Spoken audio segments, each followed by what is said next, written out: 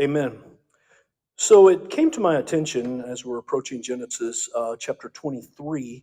It came to my attention a little bit ago that today is actually someone's birthday here in the room.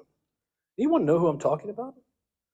If you would join me, please join me in singing happy birthday to Sean Odell. Happy birthday to you. Happy birthday to you. Happy birthday, dear Sean. Happy birthday to you.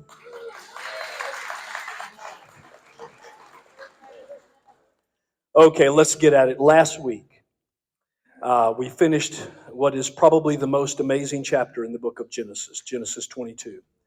Not only just because it's the most amazing test of faith we've ever seen, one we couldn't imagine going through ourselves, and it's surely that. The command to go and sacrifice your son, your only son, on a mountain that I will show you, that is indeed a test of faith that's more severe than anything we've ever imagined. But the typology of the Lord Jesus Christ, the pictures of Christ when he was crucified, all the typologies finding their fulfillment, they were breathtaking. If you remember, I put up a document with 20 of them there on the webpage, and we talked about a different one given by Trish during the class itself. Well, today we leave that event. We leave that incredible mountaintop event spiritually. And can you imagine what would have been like to walk off that mountain with your son that day? Today we come to Sarah's passing. Today, Abraham's right-hand girl, the girl who's been here with him in all of these adventures. She's my sister, all of this stuff. A woman he deeply loves. Today she passes on. And so that becomes the start of our text. And then we end as Abraham dispatches his servant to get a wife for his son Isaac. So our outline today, the death of Sarah, verses 1 and 2. Abraham secures a burial spot for Sarah, verses 3 through 20. Keep in mind, Abraham owned how much land in the promised land? Other than a well, nothing. And he really didn't own the well. Abimelech just let him kind of use it. Abraham's oldest servant takes an oath to go and find a wife for Isaac. We'll see that in verses 1 through 9 of chapter 24. Abraham's servant will then depart for Haran, where he's told to go to get Abraham's wife, a 450-mile journey through the land of Canaan. And we'll find that Abraham's servant arrives at Haran after a very long trip, 450 miles, camels, 10 camels, and multiple servants. And he prays a prayer that God would lead and supervise and superintend and bring together the woman that he's traveled 450 miles to find. An amazing prayer. And we'll leave there at a cliffhanger and pick up next week as to what God does. So that's the plan for today. Any questions about last week or any questions as we get started?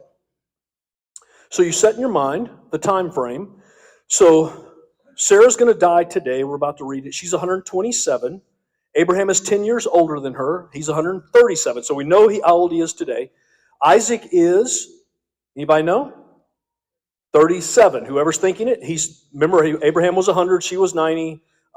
He's 37. So the events we find ourselves today, he's 37, Abraham's 137, Sarah's 127. So Sarah dies and Abraham seeks a wife. Let me get my glasses on so I can actually read my notes, and let's get going. Okay, verse 1.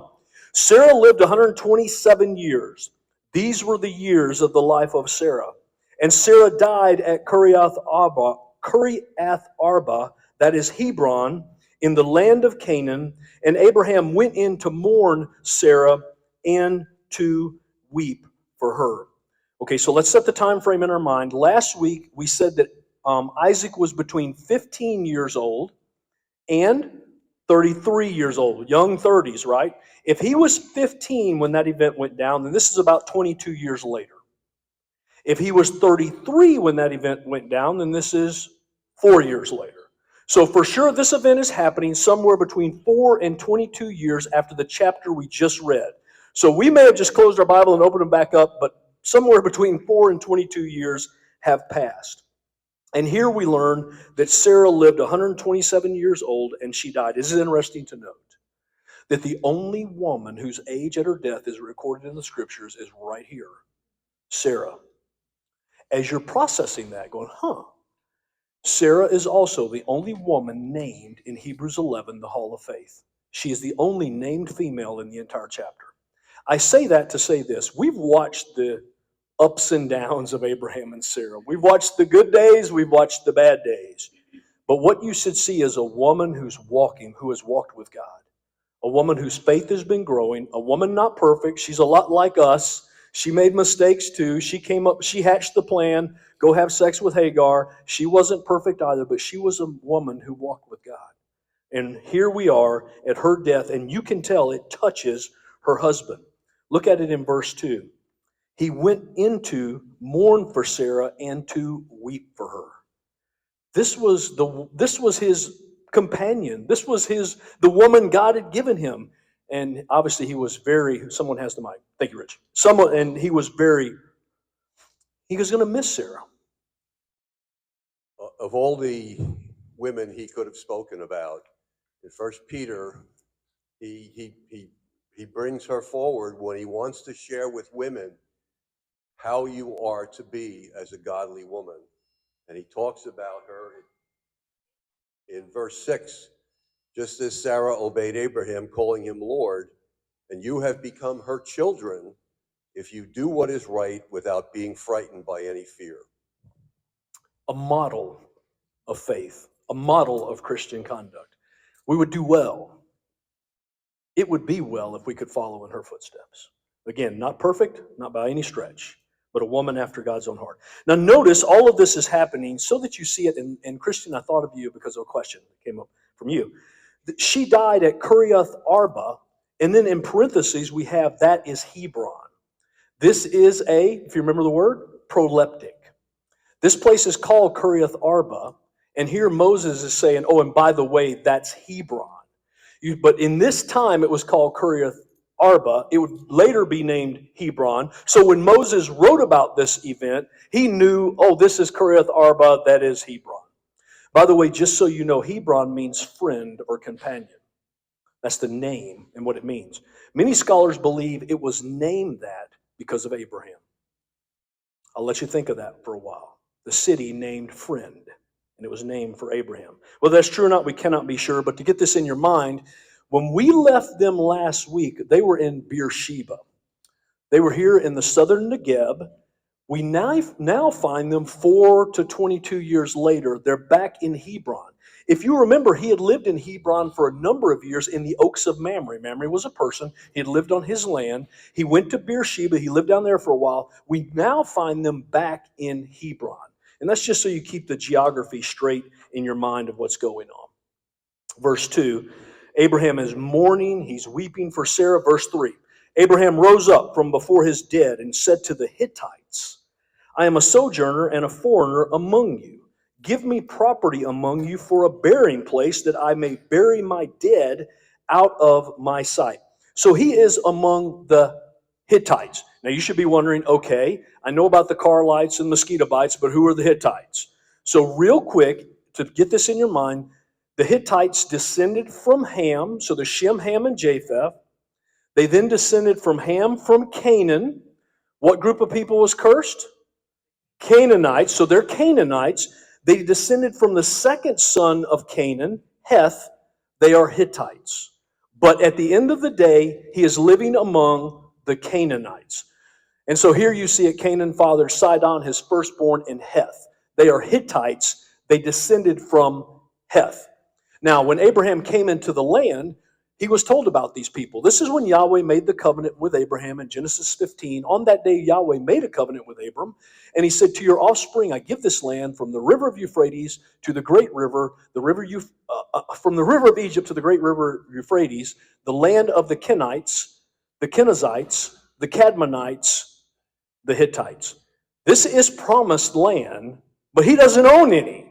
But it's promised to him, and it's promised to his people, but he doesn't own any. And now he needs some. Why? To bury his dead. Absolutely. So we're following the story. We understand where we are. We're among these cursed people, the Canaanites, and he needs a place to bury his dead. He is a sojourner, he is a foreigner, and he is a pilgrim in this land right now. My, does that hit home? So are you. You are a pilgrim and you are a sojourner in this land. Your citizenship, I know your citizenship, I know you're a U.S. citizen, I get it. Your primary citizenship, though, is if you've been born again, is in the heavens. Just like his primary citizenship would be in that land after God moved everyone out. You are in a very similar condition to Abraham. But here he's looking for a piece of property, a burial site for his wife. Now, I brought this back from chapter 10, just to real quick to remind you, just trying to keep it all straight. We're talking about descended from Ham. We're talking about the Canaanites. We're talking about the Hittites. We're talking about Abraham, who moved out of Ur of Chaldees. He then moved to Haran. He then moved into the promised land, which was filled with Canaanites. And there was also, as we learned, some Philistines that are down here on the southern coast. We ran into King Gerar a couple of times. Or excuse me, Abimelech, the king of Gerar, a couple of times.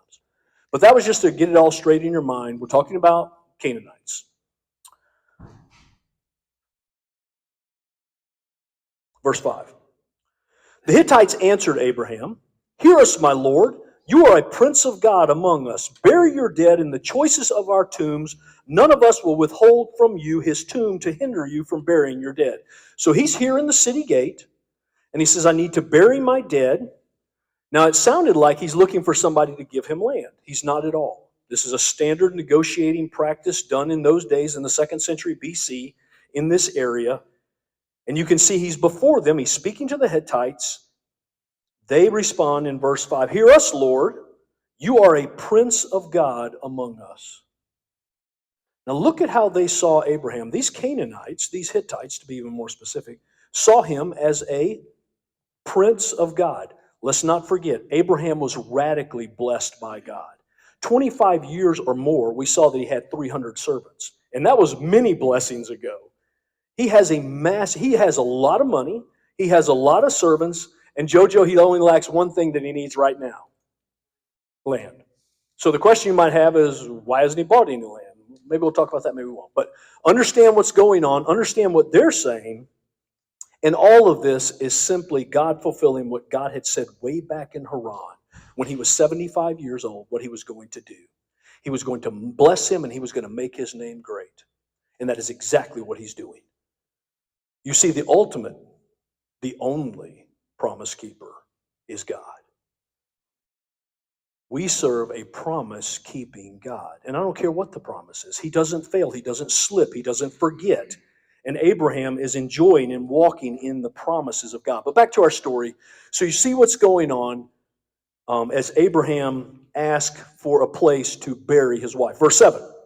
Abraham rises up. He bows to the Hittites, again, following standard decorum and practice of the day, the people of the land. And he says to them, "If you are willing that I should bury my dead out of my sight, hear me. Entreat for me Ephron, the son of Zohar, that he may give me the cave of Machpelah, which he owns. It is at the end of his field. For the full price, let him give it to me in your presence as property for a burying place." So when we started reading this story, it seemed like he was asking for free. Not at all. You see what he's now said. He's there in the gate. He's interacting with all the leaders in the gate. And he says, listen, if you will give me a place, and he means to pay for it, then please entreat Ephron, the son of Zohar, because he owns a cave. This cave is at the end of a field. I would like to buy that cave at full price. Full value. I'm willing to pay the full value. If you will ask him, if you will entreat on my behalf that he sell me that cave at the full asking price. By the way, the cave name, Machpelah, means double cave. More than likely, it was a double-chambered cave or a cave that had a double entry or something like that. But it was a cave that is at the end of a field, and Abraham wants to buy that cave. Now, he's going to purchase it. We'll see that soon enough. And he's going to bury I'm jumping ahead, Sarah in that cave. So, yeah, caught myself. Abraham is going to be buried in that cave. Isaac and Rebekah are going to be buried in that cave. Leah is going to be buried in that cave. Now, Rachel will not be buried in that cave. She'll be buried near Bethlehem if you've ever been there. And then Jacob will also be buried in that cave. If you remember, and we'll see it in Genesis 49 in a couple of weeks, he is going to make his son promise to take him back and bury him in this very cave, not to bury him in Egypt. So this is a cave that the patriarchs would use to bury themselves and their wives in. This is the cave of Machpelah, but here he doesn't own it. He's trying to buy it. So any questions, that's where we are. He needs this cave to bury his dead. That's the story as we advance it so far. Okay. Verse 10. As fate would have it, Ephraim was sitting among the Hittites. He was there in the gate. He was among the leaders that were sitting there. And Ephraim the Hittite answered Abraham in the hearing of the Hittites, of all who went in at the city, at the gate of his city. So all the leaders there heard him, people who were coming in and out of the city heard him, and here's what he said. No, my Lord, hear me. I give you the field, and I give you the cave that is in it. In the sight of the sons of my people, I give it to you. Bury your dead. So he wants to buy a cave, and Ephraim the Hittite is such a great guy. He says, hey, I give you the cave and I give you the field that's even in front of the cave. I give it all to you because I'm such a nice guy. That's not it at all. He's not a nice guy. This is standard negotiating for 2nd century BC. This is how the negotiations go. It's very respectful. They keep bowing down to each other. Abraham says, I'll pay the full price. He says, no, you don't have to pay the full price. I give it to you. And so we'll just watch the story. But no one in the audience, including Abraham, thinks this is a free deal. It's not a free deal at all. Verse 12. Then Abraham bowed down before the people. Again, respect, decorum, standard practice. And he said to Ephraim in the hearing of the people of the land, but if you will hear me, I give the price of the field. He's already said that. Full price. Accept it from me that I may bury my dead there. So we have an offer, full price, a counter offer, free, the offer reinstated, no, full price. Tell me the price, I buy it. That's where we are. And you'll see in verse 14, you have it. So Ephraim answers Abraham, my Lord, listen to me. A piece of land, here we go, worth 400 shekels of silver. What is that between me and you? Go and bury your dead. So he's maintaining the standard decorum, but he's named his price. You see in the little roll there, listen, it's totally free, but it's worth 400 shekels of silver. Just thought you should know. But feel free to take it for free. Now, again, he's not offering it for free. This is standard negotiation. Dr. Arnold Fruchtenbaum tells us that this was quite normal and that this price is extremely high. So the price that Ephraim has set, they estimate that probably this field in the cave was maybe 10 acres in total. The price for land back then was about, using an acre size, about 4 shekels an acre.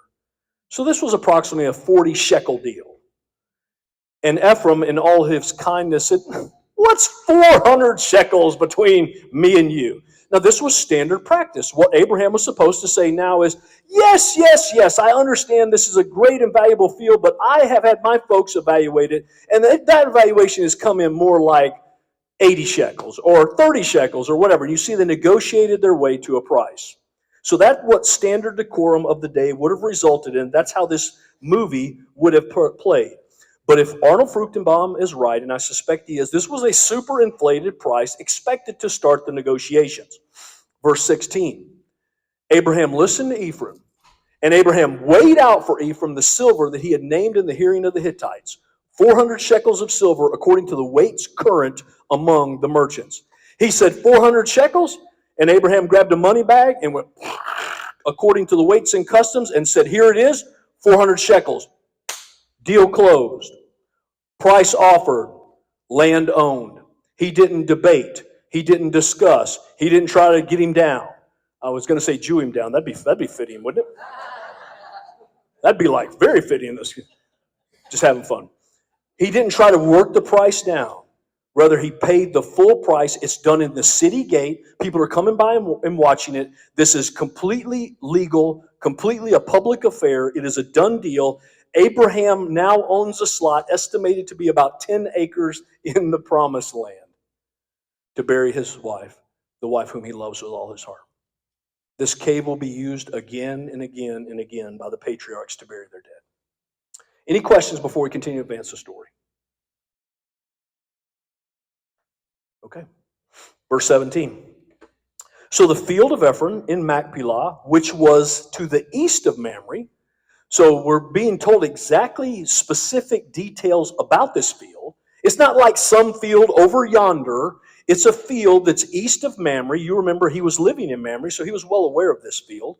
It's a field that has a cave at the end of it. Oh, and by the way, there's trees in the field throughout its whole area. It was all made over to Abraham. It was all deeded over to Abraham. He now owns it. He's paid the asking price. He didn't even barter. He paid what was asked. And Abraham now has possession in the presence of the Hittites before all who went in at the gate of his city.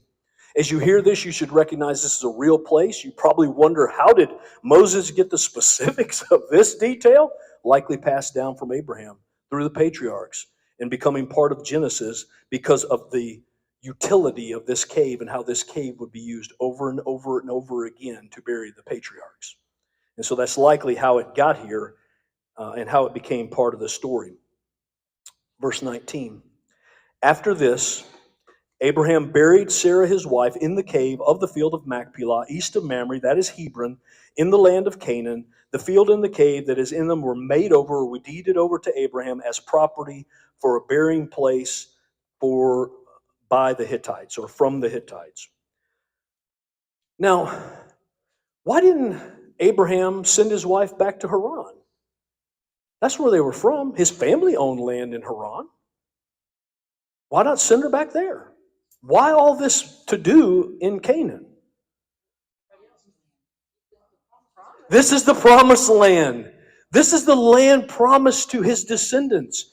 You're going to see when he talks about his son, he can't imagine him or his descendants being any other place than the land that God has promised them. He's not going to fetch land in Hebron. He's not burying his wife in Hebron. He's burying her right here in the land God has promised. Now, one of the questions that came up early in the class, we don't know. So there's the answer. We don't know. Why hasn't he bought land already? He's a super wealthy bazillionaire. Servants all over the place. You just saw him weigh out 400 shekels like it didn't even matter. I don't know, but here's what I think.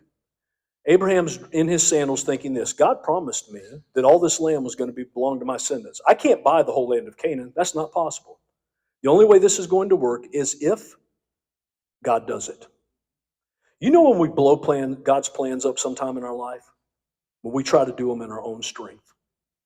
When God speaks into our heart and says, I'm going to do this, and so, oh God, that's awesome. Let me get on it and get it done. And Abraham waited for God, and guess what? God was going to show up. God was going to show out. He was going to one day, all of this land was going to belong to his descendants. But I believe he was just at this point walking by faith. So there we are. That's the end of chapter 23 as we press into 24. Any questions, any discussion? He owns a nice piece of property. Yes, so we have two. We have Linda and Kristen. Oh, sorry, Kristen, grab the mic first. Okay, sorry. You said that, okay, I'm a little confused. Sarah, so they were in Hebron when Sarah, and that's where she was buried, or? Okay, so let me outside of explain. that? So last week, when he left to take his son to Moriah with the full intention of offering him on a mountain, they lived in Beersheba. Okay, Now, however many years later, between 4 and 22, the story starts there in Hebron. so is Sarah buried in Hebron then? She is. Okay, all right, and, In the cave of Machpelah, which is east of Mamre. okay, and so Abraham's land that he owned is not in Hebron, it was, It's in Hebron. The well was in Beersheba. okay. Remember the well of the sevenfold oath? Mhm. The well that he got from Abimelech? Okay, The well was in Beersheba. The cave of Machpelah in the field and the associated trees, that is east of Mamre in Hebron. I'm okay. going to see if I can quickly get a map. I don't know where the last one was, but I'm going to go back and see if I can grab one real quick just to show you. And look, I can't get it quick. That's what I just want to confirm that Abraham's family descendants owned land in Hebron or somewhere else? No. Okay, Yes. So now Abraham's descendants own land in Mesopotamia, Mesopotamia. in Haran. We're getting ready to go to Haran. So you just made a lead for me. We're going to Haran, but right now he owns a well, and he didn't really own it. Really, he dug it, and Abimelech just kind of said, I'm not going to, my people give it back. That was in Beersheba. He bought the cave of Machpelah in the associated field east of Mamre in Hebron. That's a proleptic. It's actually called Kiriath Arba at this time, which really means the city of Arba. Okay, did that? So if you were confused, that's my fault. Forgive me. Linda has a question. Is this land part of what's going on right now in Israel? This is the promised land. Well, was it ever known in like 2022 as being fought for by the Palestinians? Linda, I do not know. I would have to look. It's far enough inland. I don't know. It's a great question. I don't think so. I don't think so. I don't think so. But we can look. And I owe Grace an answer to a question. I skipped it. Remind me at the end of the lesson. Raise your hand so I can answer your question from last week. It just hit me. I hadn't answered it. Any more questions? Oh, John. Do we know where the cave is today? They believe they know where it's at. You can actually go see the cave. So they believe they know where it is. By the way, I think I told you Macplee means double cave, but I think I'm not sure. For $100, we'll show you the cave. They think they do, John. Yeah, for 400 shekels, I'll take you there. No, I'm sure there's a church on it. Okay, chapter 24, verse 1. By the way, chapter 24 is the longest chapter in Genesis, just so you know. Just a little factoid for you. Yeah, Warren. Rich, I think we should confirm this because I've been reading, and I can't remember for sure, I've been reading this book about Benjamin Netanyahu. Okay. And I think all of this area is in the disputed land, and that's Okay. one reason they don't want to give it back is because of all the history. So we'll need to around look this. at that if But we need Hebron to is in the confirm disputed land. if the cave at Mamre is part of it. Perfect. But there's a lot of these places that are part of Israel. Laurel's going to write today. that down. John has his hand up. He may know. John may be telling us here in a second. I'm going to preface this with, I think, when we were in Israel, Hebron is in the West Bank. The West Bank is divided up into multiple territories that are controlled by different people, different elements. Some are joint controlled, some are individually controlled. I believe Hebron is in an area that's totally controlled by the Palestinians. Okay, so we'll figure this out, and I'll let you know next week. So great question, Linda. I think you initiated that. We're not sure. We're coming to this. We don't know, but we're going to find out. Anything else? Okay, verse 1. Now Abraham was old, well advanced in years, and Yahweh had blessed Abraham in all things. Now Abraham was just 137. We now know he's 140. You're about to see that next week, but I'll just let the cat out of the bag. Maybe he's 139 3/4. He's 140 years old at this point. So when we say he's old and well advanced in years, that is true, but he's not going to die till 175. So he still has a few years left in him. I'm going to put this down because I'll play with this the rest of the lesson. And then the text tells us, Moses tells us, that Yahweh had blessed Abraham in all things. You know, we really didn't need to be told that. We really have watched that play out. But I would remind us, because it's worthy of reminding, that that's exactly what Yahweh told him before he entered into the promised land. I'm going to bless you. I'm going to make your name great. But don't forget the last one. It's the key one. And in you, all the families of the earth will be blessed. You see, it was from Abraham that the coming seed, singular, who would bless the nations would descend. It was always part and parcel of the Abrahamic covenant. But God, I want you to see it, was indeed blessing Abraham. God was indeed making his name great. Now, at this point, you're probably thinking, I wish God would bless me like this. I wish I would have all this money and all of these servants. What God has done for you and I is much more significant. I quote this all the time, Ephesians 1. Blessed be the God and Father of our Lord Jesus Christ, who has blessed us, believers, with all spiritual blessings in heavenly places in Christ. And I use the King James, so the in Christ was added there, but forgive me. But you see the key point. We have been blessed. If you belong to Jesus, if you've placed faith in his Son, God has withheld no spiritual blessings from you. The dam has been knocked open wide. You are the recipient of all of his spiritual blessings. And what we see in Abraham was meant to be a picture and a type of the blessings that flow to us from God because of the work of Christ at Calvary. Blessed with all spiritual blessings in heavenly places. But to get back to our story, so he's been blessed of God like you and I. And Abraham said to his servant, the oldest of his household, and is James with us? He's not with us. Okay. I'll just skip it then. And Abraham said to his servant, the oldest of his household, who had charge over all that he had, put your hand under my thigh, that I may make you swear by Yahweh, the God of heaven and the God of earth, that you will not take a wife for my son from the daughters of the Canaanites among whom I dwell. Okay, so a number of things there in the first part of an oath, but let's sort of unpack it. So number one, we're fairly certain we know who this servant is. He's not named anywhere this week or next week, but he's the oldest of Abraham's servants. He's the servant that had charge of all of his stuff. It's Eleazar of Damascus. We all know it. The theologians, you can't be certain. But if you remember, when Yahweh showed up in Genesis 15 to enter into that unconditional covenant with Abraham, it says this, the word of Yahweh came to Abram in a vision, and he said, fear not, Abram, I am your shield, and your reward shall be very great. Then Abram says, O Lord God, what will you give me? For I continue childless, and the heir of my house is a servant, this guy named Eleazar from Damascus, who he likely picked up traveling. He's going to get everything I own. And God went on to say, no, that is not how it's happening. One coming from your loins is going to get everything you own. But as we come to this text, we're likely looking at Eleazar of Damascus is this servant. Now think of this. Eleazar from Damascus, this servant had every reason under heaven to be frustrated and mad. I was going to get everything. It was all going to be mine. And then Isaac. And you're going to see Eleazar does everything he can to secure a wife, the wife that God has for Isaac. He was a model servant. And there's a lesson for you and I right there. It's required in stewards that men and women be found faithful. Not famous, faithful. Eleazar was faithful. He's going to discharge his duties faithfully.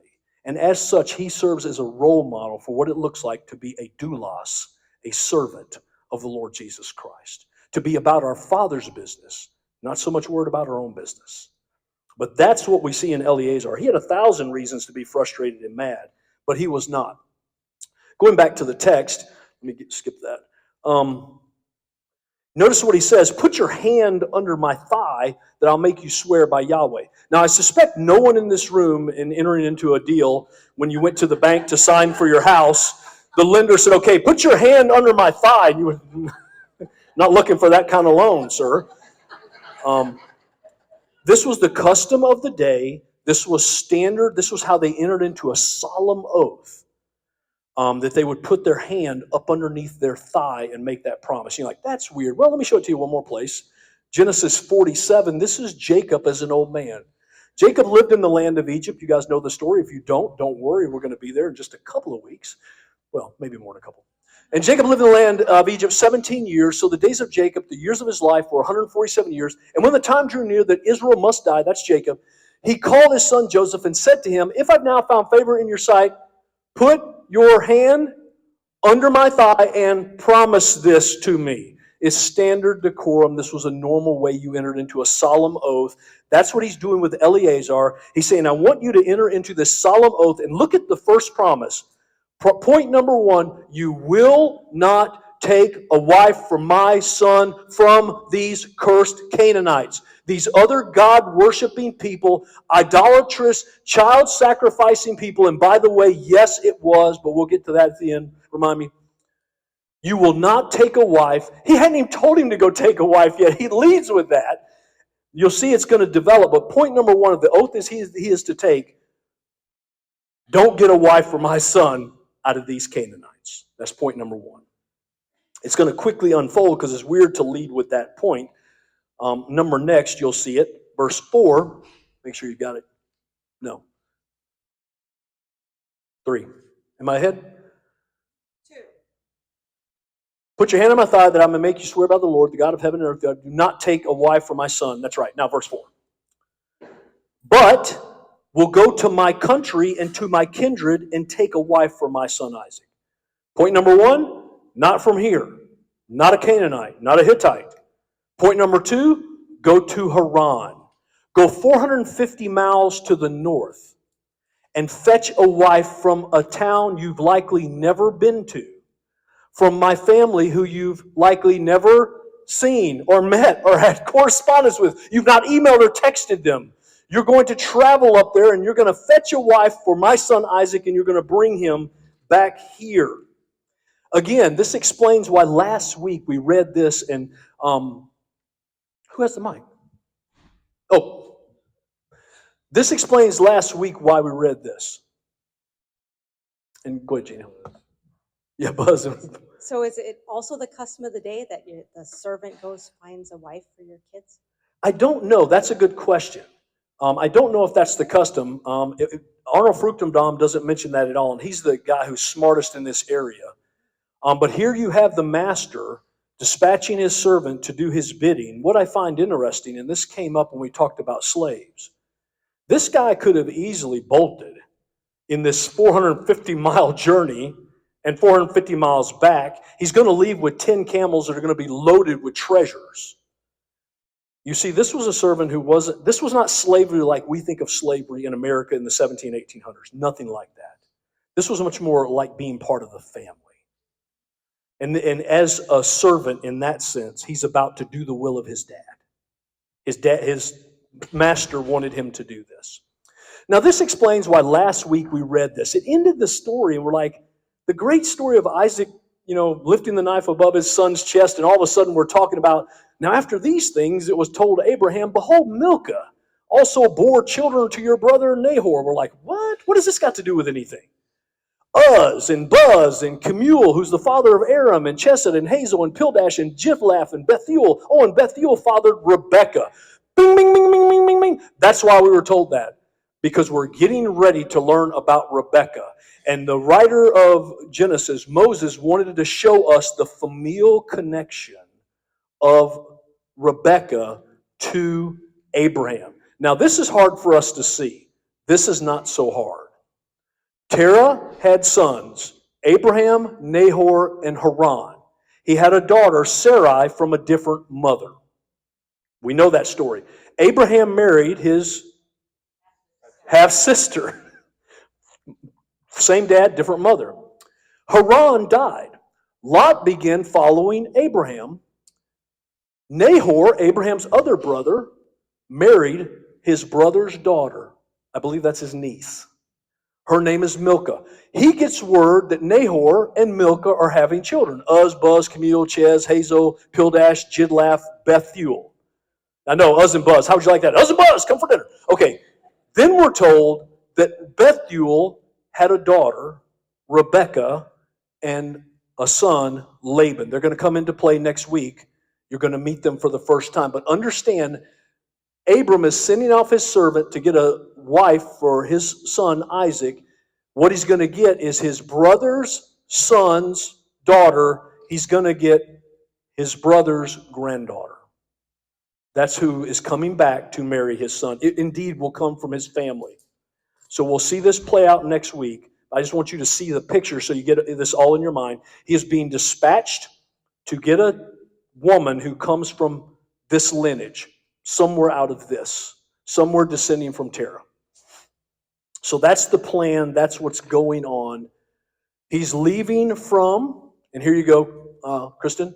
He's leaving from Hebron, just east of Hebron, to be even more precise, and he's going to Haran, to the Mesopotamian area, the area between the rivers of the Tigris and the Euphrates. That's what Mesopotamia means, between the rivers. He is going there 450 miles. He knows no one. He knows nothing. And he's got to find a woman who's going to come back and marry this guy. This is an impossible mission, by the way. This mission is impossible. What's amazing is he's going to take this mission. And it reminds us that sometimes when you walk by faith, you don't get to see the ending. You have to walk by faith and not by sight. You have to trust that God is leading. You have to believe that he's taking you there. You don't get to see exactly how it's going to play out. He did not get to see exactly how it's going to play out. Verse 5. The servant said to him, so he's been told two things. Not from here. No way. Go there. Now the servant's like, okay, I got it. But I do have some questions now. Make sure I understand, and you'll see his question. So the servant said to him in verse 5, perhaps the woman may not be willing to follow me to this land. Must I then take your son back to the land from which you came?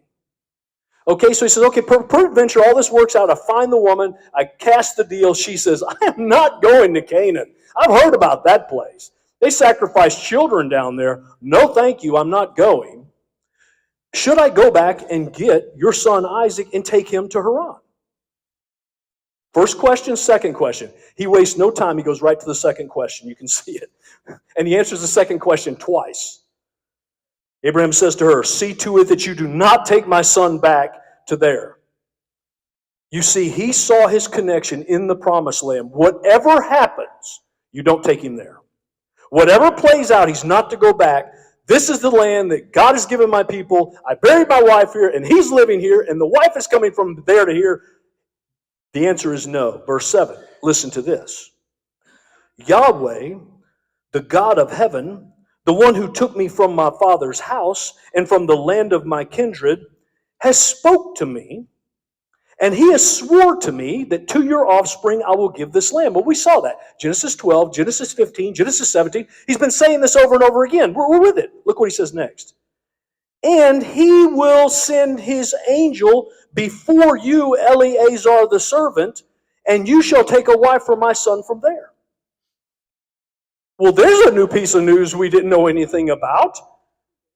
God is sending his angel to make this happen according to Abraham. Scholars are divided. Did God tell Abraham he was going to do this? Maybe. We don't know, but he could have. We don't know everything. We only know what we're told. God could have easily said, don't worry, I'm sending my angel to make this happen. Or Abraham, who's now a man of mighty faith, a man who's lifted the knife above his son's chest, a man who had reconciled in his own mind that God was going to raise his son from the dead after he plunged that chest in his mouth, plunged that knife in his chest, according to Hebrews 11. And now he's just said, I'm confident God's going to take care of this. Which is it? I don't know. Pick either one. I'd say they're both miraculous. If it's the second one, then his faith is a totally different place than he was over there going, this is my sister. Man, that we could get there. Man, that we could get to this place in our faith. And if it's the other, then we can rest assured God's going to do it. And guess what? What we're going to find is God's going to do it. So we may not know exactly what's going on, but we do know that God is going to do exactly what he just told the servant he was going to do. Don't take him from here. God's going to send his angel to guide your way there. Verse 8. He's got to go back and answer the first question. The first question was, well, what if she says no? Verse 8.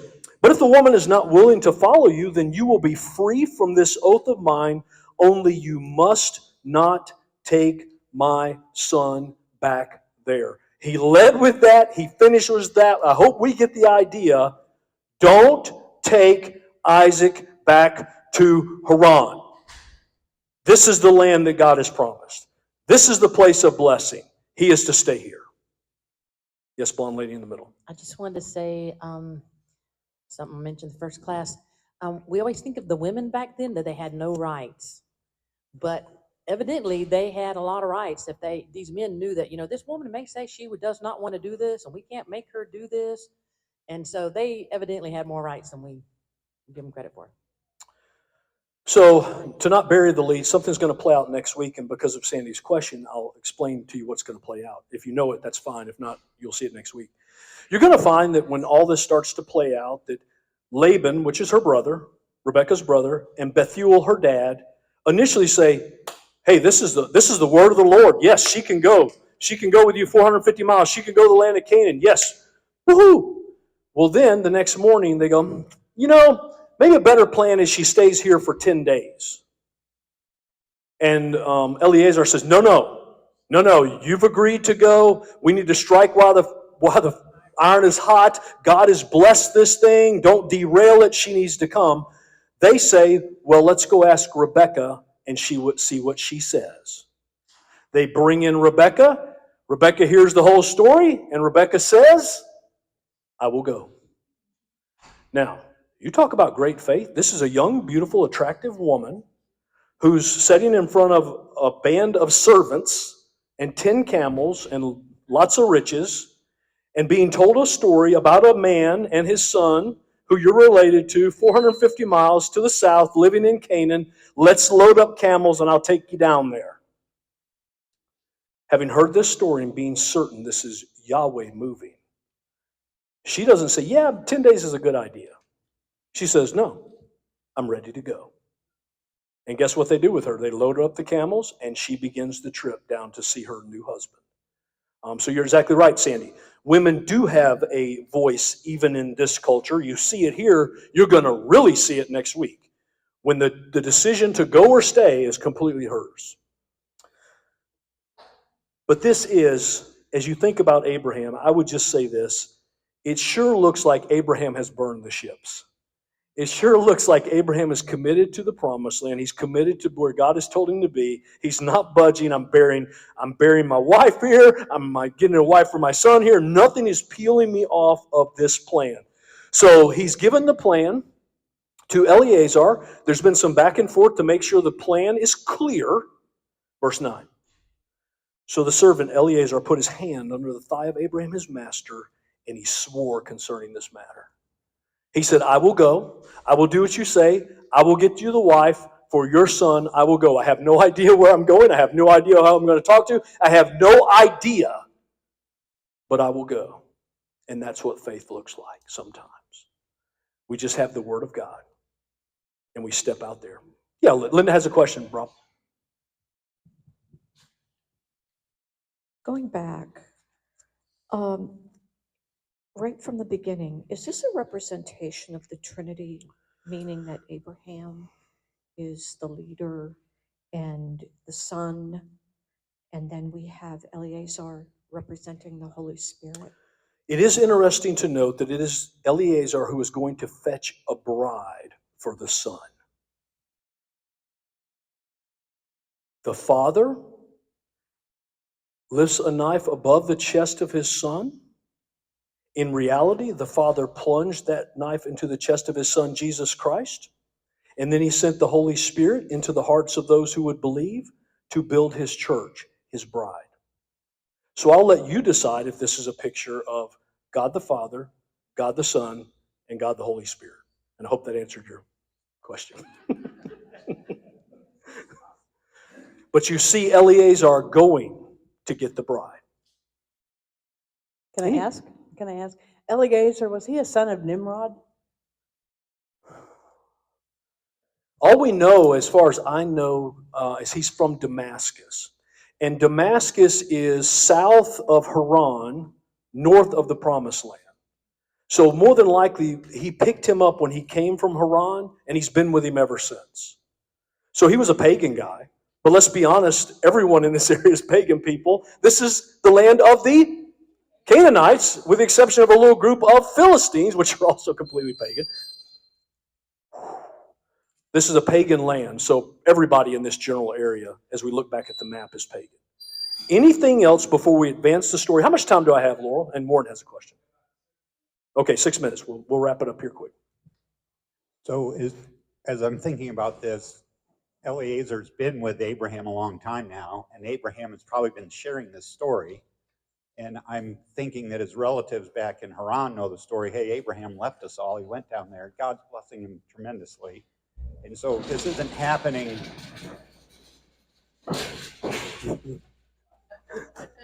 This isn't all happening in a corner. I mean, people know this, and they know Abraham's commitment.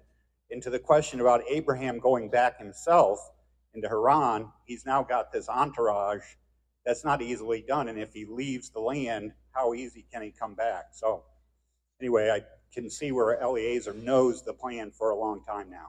Oh, I suspect you're absolutely right. Here's the oath to go execute the plan. You're the guy. You're the man who's going to execute the plan. Verse 10. Then the servant took 10 of his master's camels and departed, taking all sorts of choice gifts from his master, and he rose and went to Mesopotamia, to the city of Nahor, to the city of Haran. So here he is. He doesn't go by himself. You're going to see it next week. He actually takes other servants with him. He doesn't take one camel. He takes 10 camels. He doesn't take one camel and some food. He loads these camels up with all sorts of choice gifts. What you're going to see next week is he loads these camels up with gold, silver, and other precious things, including, no doubt, the bridal price for the new bride for Isaac. So he's going down there with loads of riches. He's traveling through a very dangerous territory, the land of Canaan, loaded with Canaanites, to go to Haran to secure a wife for Isaac. He's headed back to Mesopotamia. He's headed back to Haran. He has multiple people. We're never told the number, but you'll see next week that there's multiple people with him. And again, we saw that Abraham's servants went and took on the kings, that four Mesopotamian king federation. So again, we're talking about people of capability. So here he goes. He heads down there, verse 11. He made the camels kneel down outside the city by the well of the water at the time of evening when the women go to draw water. So he finally makes it. How long did it take him? We don't know. It would have taken some time to go 450 miles on camels. He gets there. He's at the city gate of Haran. He's at the well of Haran. He causes his camels to kneel down. And what's happening is in the evening, Frank and the ladies are coming out. They have empty water pitchers on their shoulder. They're drawing water for the evening. They're going to feed their families. They're going to wash clothes. They're going to take baths. That's where he finds himself this evening. Look what he does next. Verse 12. And he said, O Yahweh, the God of my master Abraham, please grant me success today and show steadfast love to your master Abraham. He prays, here I am. I've traveled these 450 miles. I'm here outside the city. I have no idea who's who in the zoo. There's lots of ladies coming out to draw water. Grant me success today. That's where Rich would have ended the prayer, Hank. I would have said amen. And then whatever the Lord brought to my heart, I would have started doing. I want you to see what he does. That's not what he does. Look what he does next. Verse 13.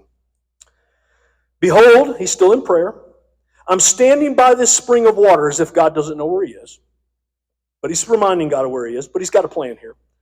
And the daughters of men of the city are coming out to draw water.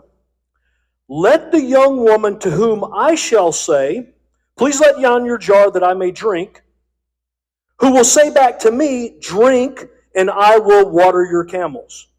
Let her be the one whom you've appointed for your servant Isaac. By this I will know that you have shown steadfast love to my master. He doesn't pray this generic, broad, bless us prayer. He said, Lord, here is the plan. And it's laser focused. It's very specific. And God, when this happens, I will know that you have stepped in because nothing else can make this happen. Because here's what he's saying. These women are all coming out. There's no telling how many are coming out. There's multiple girls in each family, so the right one's got to come out. She's got to come out at the right time. He's got to be able to interact with her, and he's got to be able to say, hey, can I get a drink of water? And she's going to go, yes, I will get you a drink of water. Oh, I see you have 10 camels. I will water your camels also. What? On average, camels drink, according to wildlife.org, or I think that's the name of the website, about 53 gallons of water in a setting. This is a crazy request. This request, there's no woman coming out of that town who's going to say, yeah, here's some water for you, and I'll start hauling water for your camels. Water which is almost fresh water, almost 8 pounds a gallon, and I'm going to haul between, even if we get 500 gallons, or if we even go halfway, 250 gallons. That's what he's saying. I want a woman who's so compassionate, so caring, so loving to a stranger. He says, I'll tell you what. Yes, you can have water, and I'll water your camels. Hold on. Let me get them water. And I will know when that happens that you're in it and that it's you. That's his prayer. I hope we can get some lessons from that type of prayer. Not broad, oh Lord, bless her, but specific. Honed into exactly what we're asking God to do in that person's life or in our life. So that way, when it comes to pass, we'll do a little jig and we'll know that God did it. will have no doubt about it, because that's the condition that this poor servant has set for himself. He has set an impossible condition. There's no woman coming out of there after you've traveled 450 miles who's going to meet up with you at the precise time that you find yourself. That is not going to happen. And I'll wrap it here. Unless there's a God in heaven who works mysteriously in the lives of people, moving them when they don't even know Him. And He's moving a man to collide with the precise woman. And He's going to cause her to say exactly what Eleazar has scripted out already. Unless there's that kind of God, this will never come to pass. So it is a cliffhanger. We'll end there today. We'll come back. I know you know the story, but we'll come back next week. We'll see God show up and show out. And here's the amazing part, and I'm going to pray. When Eleazar sees this, the guy who had said, when this happens, I'll know it's you, the Bible tells us he stood there and was silent. He was so blown away when God showed up. He was like this.